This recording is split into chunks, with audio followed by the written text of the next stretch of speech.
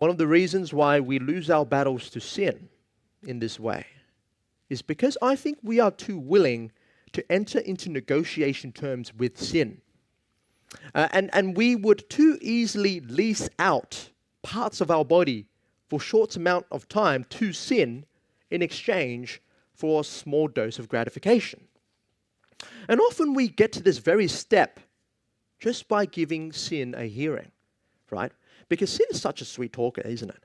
Right? Sin plays with our hearts, and sin tries to sympathize with our struggles, inasmuch as it tries to convince you that sin should remain in your life. That's how sin gets you. I'll give you an example, right? Sin says to you, look here, my friend, you've been fighting, you've been struggling with this sin for a while, right? Let's be honest here, you haven't really made much progress. Aren't you tired from fighting? Come on now. Give yourself a break. You deserve it. Right? That's what sin says to you. You've been clean for a while. And so just treat yourself. Dabble in a little pornography. Should be all right.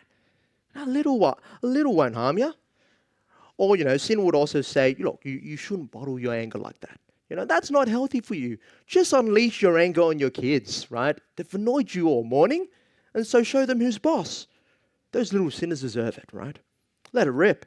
Or sin also says, right, just one more little gossip. The crowd's entertained and they want to hear more of it, and so why not keep going? And besides, everyone knows no one really likes her anyway. And so why not just give her some more of it? What's one more going to do? At least some of it's true. That's how sin tempts us, doesn't it? Sin sympathizes with our desires. Sin gives you good reasons to do it as well. And sin will try to make you feel like you are missing out.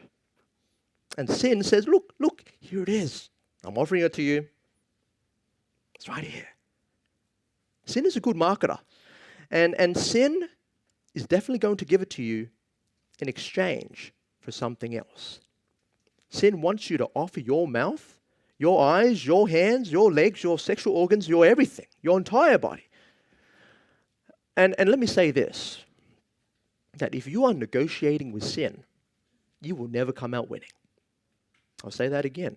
If you are negotiating with sin, you will never come out winning.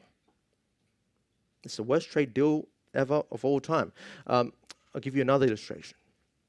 I was chatting with a very good friend of mine recently, and I just asked him how church was going, right? And he said to me, John, I'll be honest with you, it hasn't been very encouraging as of late. It's been quite demoralizing, actually, because just the other day, we've had two of our beloved leaders that have had to step down from leadership because they were dating each other, and they deeply fell into sexual sin. They were having premarital sex, and they were so riddled with guilt about their sin that they eventually confessed it to the leadership.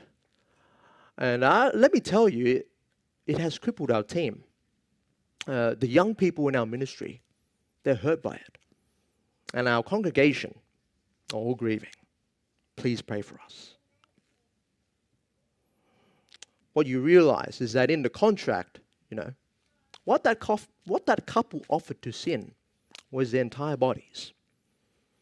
And what sin offered to that couple was one enjoyable night. That was what was written on paper. But in reality, that couple lost more than just the ownership of their bodies in that short moment. Because in an instant, they lost their dignity. They lost their integrity. They lost their purity.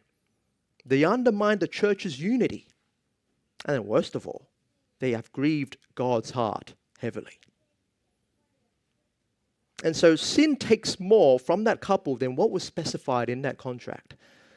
And based on the passage today, when we lend sin the opportunity to reign in our bodies, and when we negotiate with sin, what we realize is that not only will sin never remind you of its consequences, but sin will also never disclose the full terms and conditions of the contract until the sin that has been conceived grows into full term. You realize that? Because by the time you have fulfilled the requirements of the contract, the damage is done already. So let me say this again. If you are negotiating with sin, you will never come out winning. You can never out-bargain sin.